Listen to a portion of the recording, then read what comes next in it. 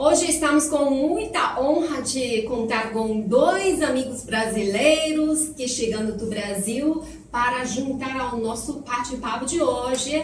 Essa menina tão bonita, tão fofa é Rani Veloso, né, do Grupo Norte de Comunicação do Brasil. Seja muito bem-vinda.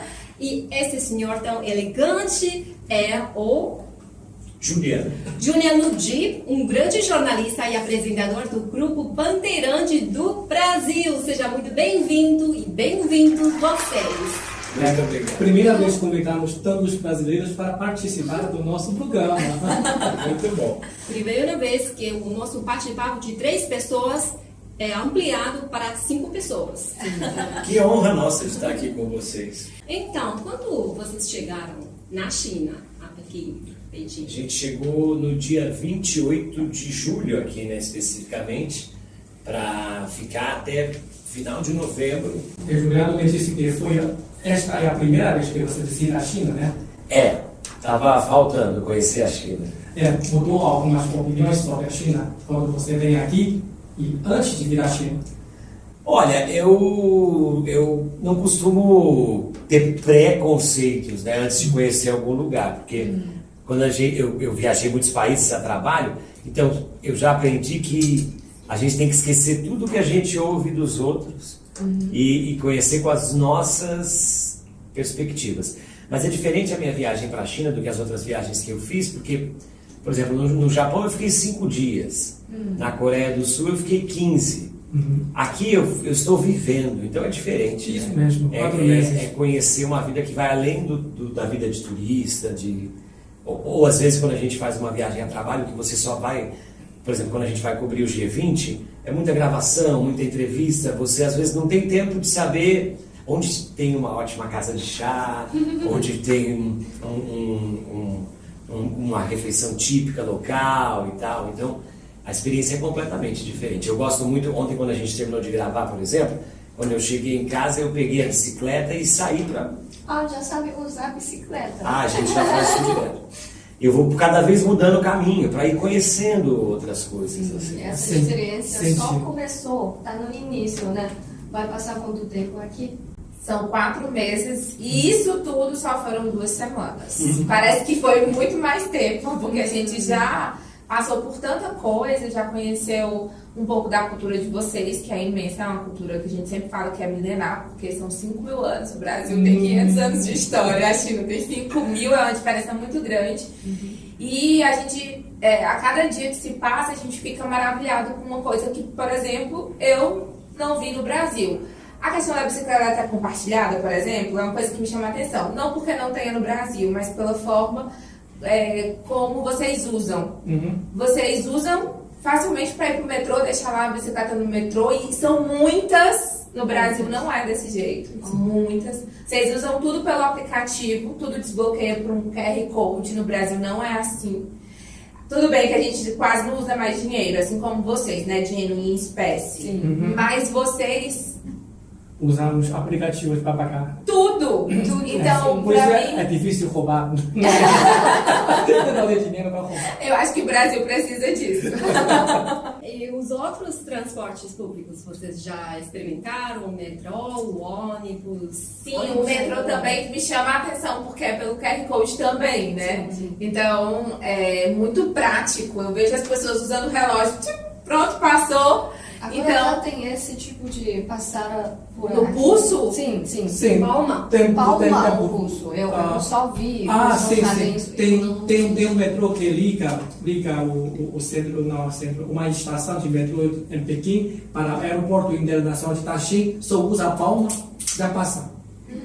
Que legal. Às vezes, quando você paga o sonho, você usa seu rosto. Identificação facial. Isso mesmo, identificação Muito facial. bom. Agora, China e Brasil tem muitos intercâmbios tecnológicos, né? Por exemplo, no Brasil tem muitas instalações de telecomunicação que são feitas pela companhia chinesa, né? Não vamos fazer anúncio ou publicidade sobre a marca. Assim, isso é uma cooperação. Quando eu estava no Brasil, eu vi muitas empresas que estão participando da construção da telecomunicação. Na minha época, quando eu estava no Brasil, só tem 4G, mas agora tem 5G, né? Agora eles implantaram o 5G recentemente e aqui na China vocês já estão no 6G, né?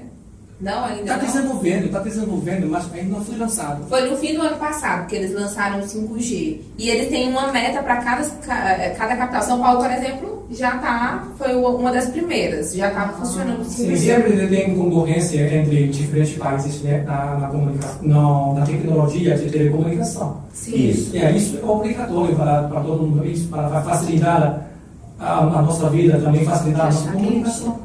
Né? Com isso, quando vocês voltam para o Brasil, podemos ligar em qualquer lugar. Eu posso falar com você aí na rua. Sim. Né? Inclusive, na época do lançamento do 5G, eu lembro, na época o ministro das Comunicações, né, que era o Fábio Faria, no fim do ano passado, ele falou que com essa tecnologia, e a gente também mostrou a alguns empresários do agronegócio, era possível já fazer com que as máquinas, por exemplo, na produção de soja, que é uma coisa que a China compra muito do Brasil, fazer com que as máquinas trabalhassem de uma forma automática, como, não um robô, mas já com comando ali através da internet, através das tecnologias. Isso mesmo. China e Brasil faz parte da Bloco BRICS, né? São os dois países mais entre os países emergentes. E falando sobre BRICS, né, que vai acontecer na África do Sul entre os dias 22 e 24, a 15ª cúpula dos líderes dos países de BRICS. Brasil e China são membros importantes. Nesta vez, eles vão pautar também temas como a adesão de mais novos integrantes e a criação de uma moeda comum apoiada em ouro, né? Eventual, né? Sobre a moeda comum, o presidente Lula tem ressaltado muito que seria muito importante isso, principalmente na visita dele aqui à China, né, para a gente não ficar refém só da cotação do dólar no mercado internacional. A adesão de novos países ainda é um tema, não é o foco principal da Conferência de Joanesburgo, mas vai ser sem dúvida um tema a ser discutido lá, porque divide opiniões dentro dos países membros, né? Assim como a África do Sul, em 2010, foi incluída nos BRICS, a convite da China, e já participou da conferência em 2011, agora é uma quantidade muito grande de países que querem uma vaga, cerca de 20... Na fila, né? Cerca de 23.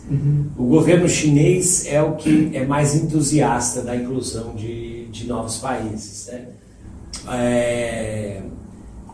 Argentina, Venezuela, Argélia, Arábia Saudita, Vietnã, uma quantidade imensa, Irã, são uma quantidade imensa de países. Eu acredito que não deve acontecer tudo de uma vez só, em bloco, assim, e acredito que isso deve dividir opiniões, porque por mais que você disse que o Brasil e a China são os países mais fortes lá dentro, são forças diferentes, não é? A China tem um interesse comercial muito grande na inserção de novos países, porque se torna um polo de exportação imenso. Para o Brasil, acaba sendo um pouco diferente, porque a China é o nosso principal parceiro comercial. Né? 60% da nossa exportação vem para a China. E muito se deve às facilitações existentes através do BRICS. E a inclusão de outros países também nisso, acho que preocupa o governo brasileiro, não no sentido de não querer essa inclusão, mas de que isso seja feito de forma mais paulatina. Mas a Rani é repórter de política em Brasília, entende desse assunto mais do que eu. Não, você está corretíssimo, é isso mesmo. Então, eu cubro política em Brasília, eu sou a representante do Grupo Meu Norte de Comunicação em Brasília, então tudo que é relacionado à tomada de poder, decisão, envolvendo o Palácio do Planalto, que é onde fica o presidente Lula, o Congresso Nacional, onde ficam os deputados e senadores, e o Supremo Tribunal Federal, que é o Judiciário, né, a Suprema Corte, eu faço esse tipo de cobertura. Então, é comum esse assunto estar dentre as minhas pautas. Então, a gente acompanhou, inclusive, né, todas as negociações, pedido desses países para entrarem nesse bloco. Essa bandeira que o Lula puxou de criação de uma moeda única, mas que é vista, inclusive, dentro do Brasil, por outros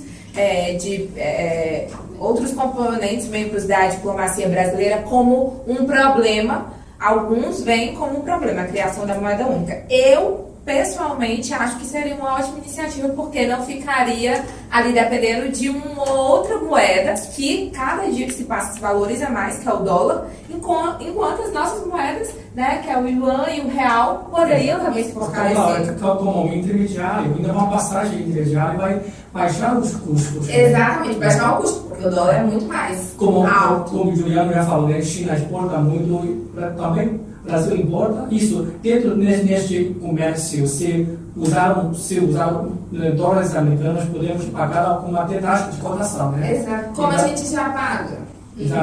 E às vezes tem, por exemplo, se o dólar tiver algum problema, isso vai afetar a China e o Brasil. Mas se ultrapassarmos esta barreira, não é barreira, não é independência. Às vezes é uma barreira. É um obstáculo, não deixa de ser um obstáculo. Porque Brasil e China poderiam estar lucrando muito mais se não fosse dependente de uma outra moeda que, na verdade, dita as regras de economia no mundo, né? Isso. E a gente não quer isso. E a gente quer ver também a potencialidade, tanto do Brasil quanto da China, que tem coisas em comum. Por exemplo, essa questão do desenvolvimento, como a gente falou. A China, em alguns aspectos, é mais desenvolvida que o Brasil.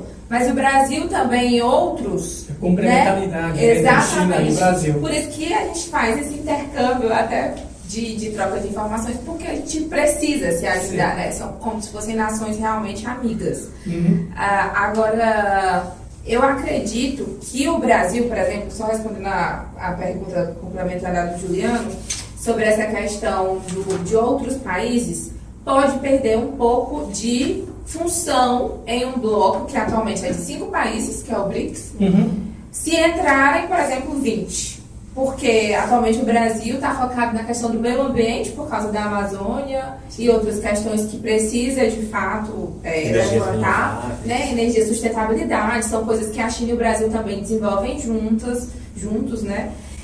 E também seguridade em relação à alimentação, porque o Brasil tem uma meta de acabar com a fome, porque tinha saído do mapa da fome e agora retornou. Tinha fome zero, né? Aquele plano, fome zero. O primeiro plano era o Fome Zero, o primeiro programa. Foi ainda do primeiro governo Lula, lá em 2000.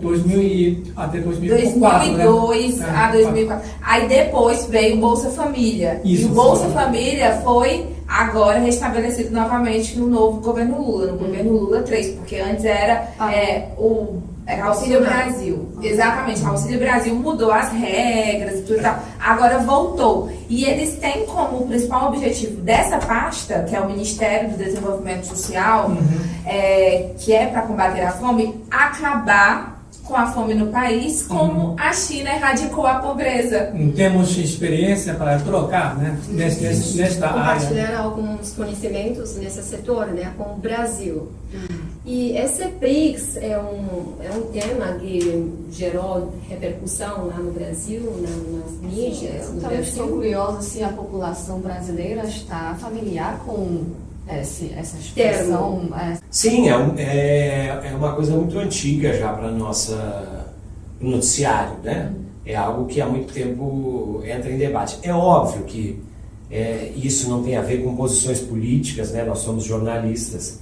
É óbvio que nos últimos 4 anos as relações entre o Brasil e a China sofreram um abalo tremendo no governo Bolsonaro. E, de certa forma, isso influenciou também o protagonismo que o BRICS tinha na nossa economia. Sim.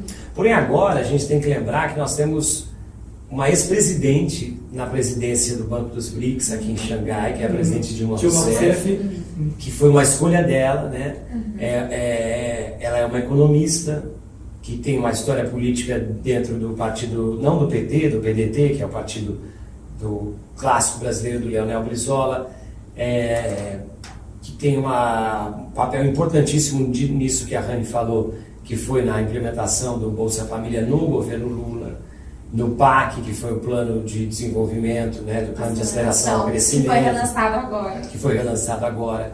Então, de alguma forma, a repercussão dela, e eu não estou falando de análise política, porque é óbvio que politicamente quem é de direita reagiu negativamente a isso, né, as pessoas que foi muito próximo da eleição e tal, mas no cenário econômico geral do Brasil, é um assunto que se aposta muito. A China, como é que eu posso dizer? Mesmo as pessoas que têm um posicionamento de direita não compactuavam com os empresários, por exemplo, poderiam até apoiar o governo Bolsonaro, mas não compactuavam com o afastamento econômico que isso criou, porque eles sabem da importância que a China tem para o nosso país. Então, um grande frigorífico exportador de carne, ele vai continuar vendendo carne para a China, independente de ser o presidente Lula, de ser o presidente Bolsonaro e de ser um presidente de centro. Pelo contrário, ele quer que seja sempre alguém que esteja alinhado com fortalecer essas relações comerciais, né? E isso também vale, por exemplo, para quem for um distribuidor da tecnologia de uma das empresas de celulares de vocês no Brasil. Quem estiver levando isso para lá, quem trabalha com a questão automobilística no Brasil e está recebendo as indústrias. Você falou, a gente não pode falar os nomes de marcas. Não tem aqui. problema. Fala. Fala, e depois eu vou perguntar. Eu tenho outras perguntas sobre Por exemplo, marcas. a BID chega na Bahia e ela não vai chegar lá e vai falar assim, nós só vamos contratar aqui quem votou no Lula, porque ele... Não, então vai trazer 1.000 empregos, 2.000 empregos. Esse que é o cenário econômico que interessa para o povo brasileiro. É óbvio que o debate sobre os BRICS não é uma coisa popular. Né? Assim como não se debate cotação de dólar, assim como não se debate a queda da bolsa num bar da esquina, porque isso é um assunto muito mais voltado a nós jornalistas, aos economistas, às pessoas que acompanham o mercado de câmbio, aos empresários, esse tipo de coisa, né? Mas a gente sabe que ao decorrer da história a relação do Brasil com a China e mesmo com a Rússia, com a Índia, com a África do Sul mudou. Né? O BRICS ajudou a ampliar o poder econômico e o poder de potência que esses países têm na visão do povo brasileiro como um todo. E elevar voos para os países de desenvolvimento na área internacional, né? Sim, esse protagonismo, desde o primeiro governo Lula já, o Brasil deixou de ser um país que se portava apenas como colonizado para ser também um grande polo, né? A gente também passou a exportar tecnologia, nós fomos levar nossas indústrias para construir, fazer obras em outros países, nós somos o gigante da América Latina. Né? Então, por que a gente precisava estar sempre dependendo de uma força de um país, de repente, que tinha que atravessar um oceano, se a gente podia fortalecer relações comerciais com vizinhos nossos ali? Né? Então, isso não impede, né, que a gente continue tendo a China como o principal parceiro comercial, mas que a gente possa também ter relações fortes com a Venezuela, com a Argentina, com o Chile, com o Uruguai, com quem for. Como o Juliano disse, que o povo comum não debate muito sobre o BRICS, né?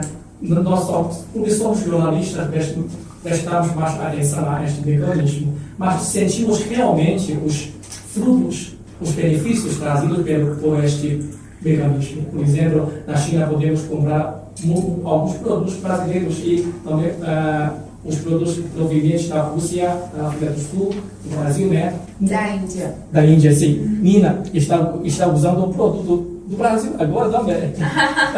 E eu estou usando o produto da China. A minha blusa, de cara assim, não. Comprei pela internet. Nossa, já usou Taobao? Exatamente. Taobao. Mas no Brasil tem uma plataforma Shein, né? Sim, tem várias. Inclusive, quando eu cheguei aqui na China, todo mundo me perguntou: vai na loja da Shein, a gente quer ver, vai na loja da Shein. Não tem loja da Para Shein. quem não tem Shein. Como eu podia explicar para as pessoas isso? Foi difícil. Sejam muito bem-vindos à China, à nossa casa, e espero que vocês se considerem a Beijing como a segunda casa de vocês. E voltem sempre. Não, vocês ainda têm muito tempo na China. Mas quando você fica acostumado à vida aqui, o tempo vai passar muito rápido. Vocês vão chorar ao sair da China. Está passando muito rápido, a gente não tem tempo para nada, né? Não, é o tempo todo fazendo alguma coisa. Okay. E uma coisa que o Juliano me falou quando a gente chegou, eu não vou esquecer. é que quando chegamos, a gente, ai meu Deus, 4 meses, ai, como vai ser longe, não sei o quê. No início chora, depois chora porque chegou. Depois vai chorar porque não quer ir embora. Então vamos ver daqui 4 meses o que vai acontecer. Ok? Muito obrigado. Obrigado. Obrigada a você. 谢谢。 Tchim, tchim, Campê, campê. Também. Também com chá.